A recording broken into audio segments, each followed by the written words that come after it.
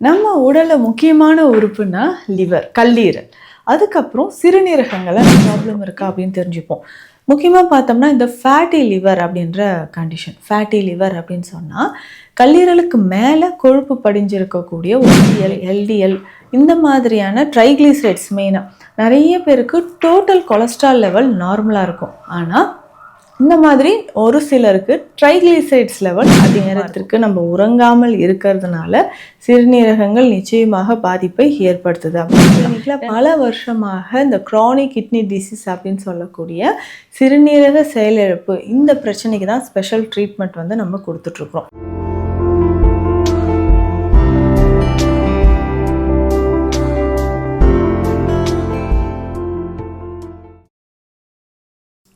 வரம் நேயர்களுக்கு வணக்கம். நான் டாக்டர் நித்யா, சித்தா ஃபிசிஷியன். நம்ம உடலில் முக்கியமான உறுப்புனா லிவர், கல்லீரல். அதுக்கப்புறம் சிறுநீரகங்களை நம்ம சொல்கிறோம். இது ரெண்டுமே மேஜராக நம்ம உடலில் இருக்கக்கூடிய ஆர்கன்ஸ் மற்றும் இது ராஜ உறுப்புகள்லையும் ஒன்று. இன்றைய காலகட்டத்தில் இந்த சிறுநீரகம் தொடர்பான வரக்கூடிய பிரச்சனைகள் நிறைய பேருக்கு எப்படி தான் இது வந்ததுன்னே தெரியலையே அப்படின்ற மாதிரி நிறைய பேருக்கு இருக்குது. சிறுநீரகம் தொடர்பான பிரச்சனைகள், கல்லீரல் தொடர்பான பிரச்சனைகள். இது இரண்டுமே நம்ம எப்போ கவனமாக நம்ம இருக்கணும் அப்படின்னா, நமக்கு சுகர் லெவல் அதிகமாகும்போது நம்ம ரத்தத்தில் இருக்கக்கூடிய சர்க்கரை அளவு அதிகமாக நமக்கு சிறுநீரகம் தொடர்பான பிரச்சனைகளோ இல்லை கல்லீரல் தொடர்பான பிரச்சனைகளோ ஏற்படலாம்.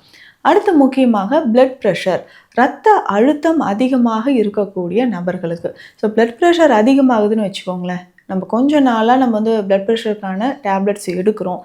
ஒரு 2 வருடம் 3 வருடங்கள் மேலாகவே ஹை பிளட் ப்ரெஷர் மெயின்டைன் ஆகிட்டு இருக்குன்னா கவனமாக நம்ம இருக்கணும். முக்கியமாக பார்த்தோம்னா இதில் சிறுநீரகங்கள் தொடர்பான பிரச்சனைகள் இருக்க வாய்ப்புகள் அதிகமாக இருக்குது. அப்போ சிறுநீரகம் தொடர்பான பிரச்சனைகள் வருவதற்கோ இல்லை நமக்கு கல்லீரல் தொடர்பான பிரச்சனைகள் வருவதற்கோ காரணம் பேசிக்காக என்னன்னு பார்த்தோம்னா, நமக்கு நீண்ட வருடங்களாக சர்க்கரை நோயோ இல்லை பிளட் ப்ரெஷரோ இருந்துச்சுன்னா நமக்கு இந்த 2 ஆர்கன்லையுமே பாதிப்பு ஏற்படுது. திடீர்னு ஏதாவது ஒரு சிம்டம்ஸ் தெரிஞ்சு நம்ம ஸ்கேன் எடுத்து பார்க்கும்பொழுது தான் லிவரில் இவ்வளோ ப்ராப்ளம் இருக்கா அப்படின்னு தெரிஞ்சுப்போம். முக்கியமாக பார்த்தோம்னா இந்த ஃபேட்டி லிவர் அப்படின்ற கண்டிஷன். ஃபேட்டி லிவர் அப்படின்னு சொன்னால் கல்லீரலுக்கு மேலே கொழுப்பு படிஞ்சிருக்கக்கூடிய ஒரு நிலை. ஸோ அந்த ஃபேட்டி லிவரை நம்ம எப்படி சரி செய்யலாம், எதனால் ஏற்படும் அப்படின்னு பார்த்தோம்னா, நம்ம உடலில் கொலஸ்ட்ரால் லெவல் அதிகமாக இதுவே பார்த்தோம் குட் கொலஸ்ட்ரால் பேட் கொலஸ்ட்ரால்ன்றது பார்ப்போம். அதாவது HDL, LDL இந்த மாதிரியான ட்ரைக்ளிசரைட்ஸ் மெயினாக. நிறைய பேருக்கு டோட்டல் கொலஸ்ட்ரால் லெவல் நார்மலாக இருக்கும். ஆனால் இந்த மாதிரி ஒரு சிலருக்கு ட்ரைக்ளிசரைட்ஸ் லெவல் அதிகமாக இருக்கும். அந்த மாதிரி ட்ரைக்ளிசரைட்ஸ் லெவல் அதிகமாகும்பொழுது நம்ம உடலில் நம்மளுடைய ஹார்ட்டில் நிறைய பாதிப்புகள் ஏற்படுது அப்படின்றத நம்ம தெரிஞ்சுக்கணும். அதே மாதிரி தான் இந்த ட்ரைக்ளிசரைட்ஸ் லெவலோ இல்லை நம்மளுடைய பேட் கொலஸ்ட்ரால் LDL கொலஸ்ட்ரால் அதிகமாகும் பொழுதோ நமக்கு லிவரில் ஃபேட்டி லிவர் கண்டிஷன் வர வாய்ப்புகள் இருக்குது.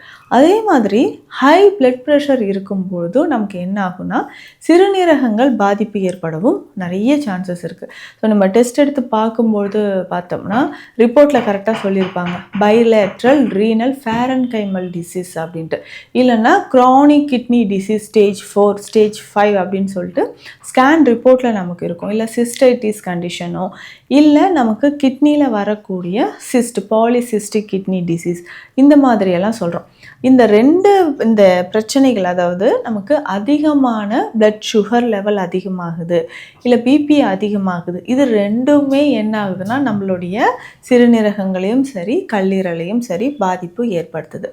எந்த மாதிரியான உணவுகள் எடுத்தால் நமக்கு பிபி கண்ட்ரோல் ஆகும் இல்லை சுகர் கண்ட்ரோல் ஆகும் அப்படின்றத தெரிஞ்சு, ஏன்னா நிறைய பேருக்கு நம்ம சொல்கிற விஷயம் டயட் ரொம்ப இம்பார்ட்டண்ட், கரெக்டாக டயட் ஃபாலோ பண்ணுங்க அப்படின்னு சொல்கிறோம். இன்றைக்கு ஒரு நாள் தானே நான் வந்து ஆல்கஹால் கன்சியூம் பண்ணிக்கிறேன், ஒரு பார்ட்டிக்கு போனேன், ஒரு ஃபங்க்ஷனுக்கு போகிறேன். ஸோ ஆல்கஹால் இந்த மாதிரி லிவர் மற்றும் சிறுநீரகம் பிரச்சனைகள் இருக்கிறவங்க ஆல்கஹால் கன்சியூம் பண்ணால் அது இன்னும் நமக்கு டேஞ்சராக தான் இருக்கும். அதை வந்து நம்ம கரெக்டாக ஃபாலோ பண்ணிக்கிறோம்.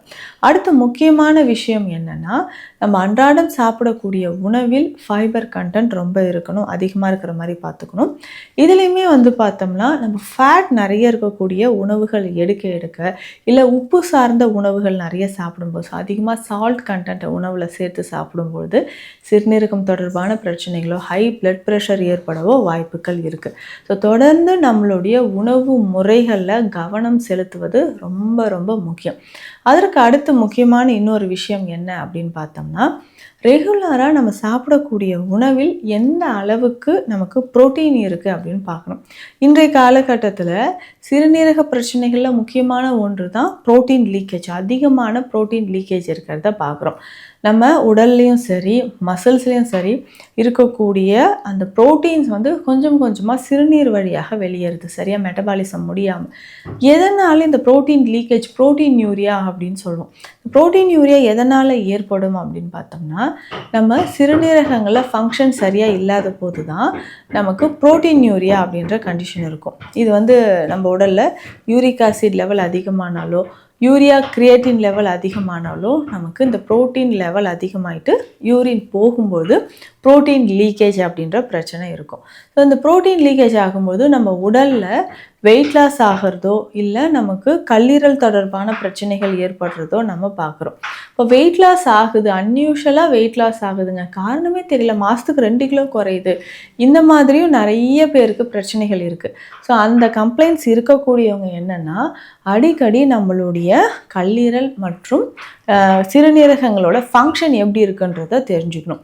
ஸோ ப்ரோட்டீன் லீக்கேஜ் ஆகுதுன்னா உடனடியாக நம்மளுடைய பிளட் டெஸ்ட் பார்க்கணும். யூரியா எவ்வளோ இருக்குது, கிரியேட்டினின் எவ்வளோ இருக்குது, யூரிக் ஆசிட் லெவல் எவ்வளோ இருக்குன்றதை நம்ம தெரிஞ்சுக்கணும். ஸோ அதற்கு ஏற்ற மாதிரியான சிகிச்சை முறைகள் எடுக்கணும். இப்போது வந்து பார்த்தோம்னா நான் சொல்லக்கூடிய சில மூலிகைகள் நம்மளுடைய கல்லீரலையும் சரி சிறுநீரகங்களையும் நல்லா பாதுகாக்கக்கூடியது அப்படின்னு சொல்லலாம். இதில் முக்கியமானது அப்படின்னு பார்த்தோம்னா நீர்முள்ளி விதைகள். சின்ன சின்னதாக நல்ல ப்ரௌன் கலரில் கடுகு மாதிரி இருக்கக்கூடியது. இதற்கு அவ்வளவு ஆற்றல் இருக்குது அப்படின்னு சொல்லலாம். முக்கியமாக பார்த்தோம்னா சிறுநீரகம் தொடர்பான நோய்களை சரி பண்ணுவதற்கு நமக்கு நீர்முள்ளி பயன்படுது.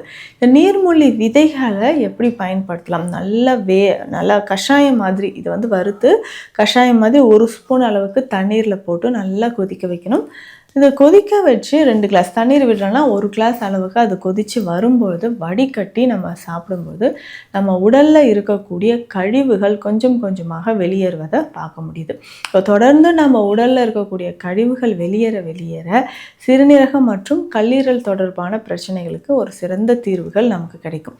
முக்கியமாக பார்த்தோம்னா மஞ்சள், இஞ்சி இது வந்து உணவில் நிறைய சேர்த்துக்கணும். அதே மாதிரி தான் கருஞ்சீரகம். இந்த சிறுநீரகம் தொடர்பான பிரச்சனைகளோ இல்லை நமக்கு லிவர் டாக்ஸின்ஸ் இருக்குது, ஃபேட்டி லிவர் இருக்குது, லிவர் என்சைம்ஸ் எதுவுமே நார்மலாக இல்லை அப்படின்னும்போது நம்ம கருஞ்சீரகம் இல்லைன்னா கருஞ்சீரக தைலம் இதை வந்து பயன்படுத்தலாம். கல்லீரல் பிரச்சனை இருக்கிறவங்களுக்கு வயிறு பக்கத்தில் வலது பக்கத்தில் நமக்கு வலி இருந்துக்கிட்டே இருக்கும். ஸோ அந்த வலியை சரி செய்வதற்கு கருஞ்சீரகத்தை வந்து நம்ம உடலில் அப்ளை பண்ணிக்கலாம். முக்கியமாக அந்த வலி இருக்கக்கூடிய இடங்களில். ஸோ வலி இருக்கக்கூடிய இடங்களில் நம்ம அப்ளை பண்ணும்போது நல்ல ஒரு முன்னேற்றம் நமக்கு கிடைக்குது. ஸோ தொடர்ந்து நமக்கு சிறுநீரகம் தொடர்பான இல்லை கல்லீரல் தொடர்பான பிரச்சனைகள் இருந்தால் சின்ன சின்ன மூலிகைகளை பயன்படுத்தலாம். முக்கியமாக உணவு முறையை பொறுத்த வரைக்கும் ஆல்கஹால் இல்லை ஸ்மோக்கிங் ஹேபிட் இருந்தால் கண்டிப்பாக அதை அவாய்ட் பண்ணணும். புரோட்டீன் சார்ந்த உணவுகள், அதிகமாக புரோட்டீன் லீக்கேஜ் இருந்ததுன்னா புரோட்டீன் சார்ந்த உணவுகளை கொஞ்சமாக எடுத்துக்கிறது தான் ரொம்ப ரொம்ப நல்லது. அதற்கு அடுத்தது பார்த்தோம்னா இரவு உறக்கம் ரொம்ப முக்கியம். ஸோ இன்றைய காலகட்டத்தில் சரியான நேரத்திற்கு நம்ம உறங்காமல் இருக்கிறதுனால சிறுநீரகங்கள் நிச்சயமாக பாதிப்பை ஏற்படுத்துது அப்படின்னு சொல்லலாம். ஏன்னா நம்ம கிளினிக்கில் பல வருஷமாக இந்த க்ரானிக் கிட்னி டிசீஸ் அப்படின்னு சொல்லக்கூடிய சிறுநீரக செயலிழப்பு இந்த பிரச்சனைக்கு தான் ஸ்பெஷல் ட்ரீட்மெண்ட் வந்து நம்ம கொடுத்துட்ருக்குறோம்.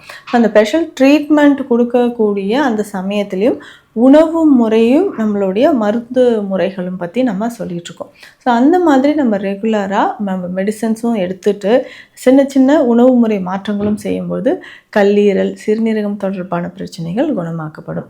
ஸோ இது தொடர்பான ஏதாவது சந்தேகங்கள் இருந்தால், லிவர் ப்ராப்ளம் ஏதாவது இருந்தாலோ இல்லை சிறுநீரக செயலிழப்பு மாதிரியான பெரிய பிரச்சனைகள் உங்களுக்கு இருந்தாலோ ஸ்க்ரீனில் இருக்க நம்பருக்கு காண்டாக்ட் பண்ணுங்கள். நம்ம clinic Deekshalayam Siddha health care, Adambakkam, Chennai. நன்றி.